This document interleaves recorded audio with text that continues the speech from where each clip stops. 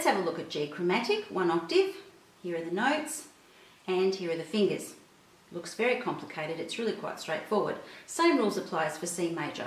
Thumb goes on all the white keys, third finger goes on all the black keys, and we get our second finger busy when we have 2 white keys together. So we're really only using our 1, 2 and 3 fingers for this scale.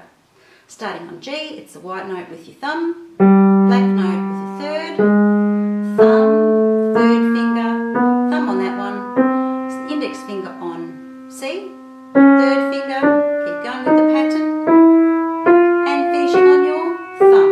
Back down, third finger on the black note, and we've got the second finger in here because we've got 2 white notes together, third finger, thumb, third finger, pop your second finger in there, third finger, thumb, third finger, and finish.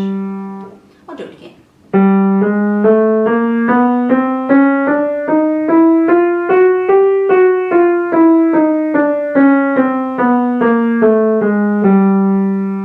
And that's the right hand.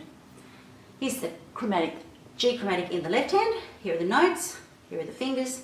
Same rules apply, just like we did for C major. Thumb on the white key, third finger on the black keys, and when you get to 2 white keys together, second finger goes on the first one, and the thumb goes on the second one.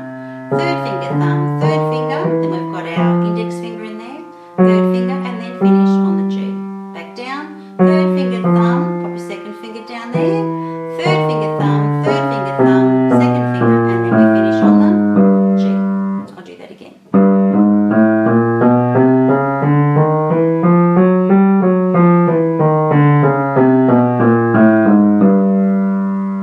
And that's the chromatic. Putting it together, following all those rules, we've got something like this. And